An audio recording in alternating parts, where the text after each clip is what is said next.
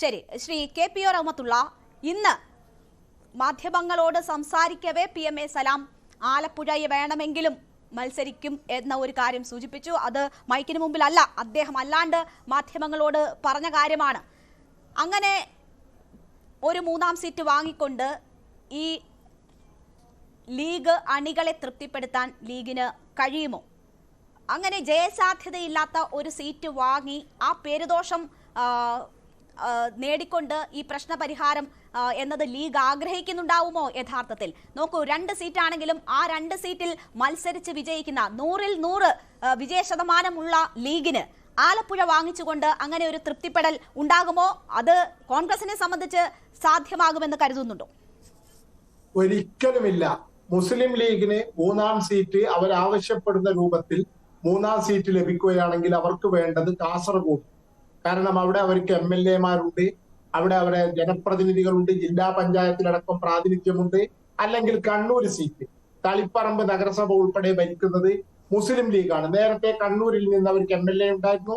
കണ്ണൂർ നഗരസഭയുടെ ചെയർമാൻ ആയിരുന്നു പരേതനായ മുൻ മന്ത്രി അഹമ്മദ് സാഹിബ്.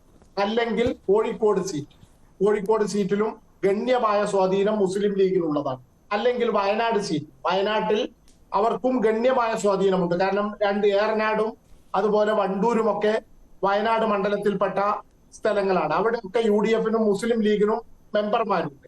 അങ്ങനെയുള്ള ഒരു സീറ്റാണ് അവരാഗ്രഹിക്കുന്നത്. ഒരിക്കലും ആലപ്പുഴയെ പോലെ ഒരു സീറ്റിൽ മുസ്ലിം ലീഗ് മത്സരിക്കുകയില്ല എന്ന് തീർച്ചയാണ്. മുസ്ലിം ലീഗ് ഇത് ചോദിക്കുന്നത് ചോദിച്ചു എന്ന് വരുത്തി തീർക്കാനാണ് എന്ന വ്യാഖ്യാനം തീരെ ശരിയല്ല. വളരെ ശക്തമായി മുസ്ലിം ലീഗിന് വയനാട് സീറ്റ് വന്ന ഉടനെ തന്നെ മുസ്ലിം ലീഗ് ആ സീറ്റ് വേണമെന്ന് ആഗ്രഹിച്ചിരുന്നു. MI ഷാനവാസിന് വേണ്ടി വഴിമാറി കൊടുക്കുകയായിരുന്നു 2 തവണ. പിന്നീട് രാഹുൽ ഗാന്ധി വന്നപ്പോഴും അവര് മാറി നിൽക്കുകയായിരുന്നു. 3-മതൊരു സീറ്റ് വേണമെന്ന് വളരെ ശക്തമായി തന്നെ മുസ്ലിം ലീഗ് ആഗ്രഹിക്കുന്നു. തീർച്ചയായും ശ്രീ KPO റഹ്മത്തുള്ള, അങ്ങനെ ഒരു ആഗ്രഹം ലീഗിന് ആത്മാർത്ഥമായി തന്നെ ഉണ്ട് എന്ന് വെക്കുക. കോൺഗ്രസിനെ സംബന്ധിച്ച് സാധ്യമാകുന്നത് എന്താണ്? അവരുടെ സിറ്റിംഗ് സീറ്റ് വിട്ടു നൽകിക്കൊണ്ട് ഒരു അനുനയ നീക്കം അവർക്ക് സാധ്യമാകും. ഇതിപ്പോൾ രാജ്യസഭാ സീറ്റിൽ പിടിമുറുക്കാനാണ് ലീഗ് ഇത്തരം ഒരു ആവശ്യം മുന്നോട്ട് വെക്കുന്നത് എന്ന് പറയുന്നു. നോക്കൂ, അങ്ങനെയാണെങ്കിൽ അത് സാധ്യമാകുമോ? ജൂലൈയിൽ നടക്കുന്ന തെരഞ്ഞെടുപ്പിൽ ഒരു സീറ്റിനുള്ള അവകാശമാണ്, അല്ലെങ്കിൽ ജയിക്കാനുള്ള സാധ്യതയാണ് UDF-നെ സംബന്ധിച്ചുള്ളത്. അതങ്ങ് ലീഗിന് വിട്ടുകൊടുക്കുക എന്നത് സാധ്യമാകുമോ? ഇപ്പോൾ തന്നെ ഒരു രാജ്യസഭാ MP ലീഗിനെ സംബന്ധിച്ചുണ്ട്. അപ്പോൾ ആകെയുള്ള 3 സീറ്റിൽ 2 ലീഗിന് എന്നത് എങ്ങനെ സാധ്യമാകുന്ന കാര്യമാണ്? മാത്രവുമല്ല, സാമുദായികമായിട്ടുള്ള പ്രശ്നങ്ങൾ മറ്റൊരു തരത്തിൽ ഉണ്ടാക്കാനും അങ്ങനെ ഒരു നീക്കം ഉണ്ടായാൽ അത് ഇടവെക്കും. രാജ്യസഭയിൽ മുസ്ലിം ലീഗിന് മുമ്പും 2 സ്ഥാനാർത്ഥികൾ ഉണ്ടായിട്ടുണ്ട്. പക്ഷെ PMA സലാം എന്ന് പറഞ്ഞത് ഞങ്ങൾ രാജ്യസഭാ സീറ്റ് അല്ല ചോദിക്കുന്നത് എന്നാണ്. വളരെ കൃത്യമായി തന്നെ അദ്ദേഹത്തിന്റെ വാർത്താ സമ്മേളനത്തിൽ നിന്ന് നമുക്ക് വായിച്ചെടുക്കാൻ കഴിയും. ലോകസഭാ തെരഞ്ഞെടുപ്പിനെ കുറിച്ചാണ് ചർച്ച, രാജ്യസഭാ സീറ്റ് ഇപ്പോൾ ചോദിക്കുന്നില്ല എന്ന്. മാത്രമല്ല, നമ്മൾ മനസ്സിലാക്കേണ്ടത് ഈ ജൂലൈയിൽ ഒഴിവ് വരാൻ പോകുന്ന 3 സീറ്റുകളും ഇടതുപക്ഷത്തിന്റെ സീറ്റുകളാണ്.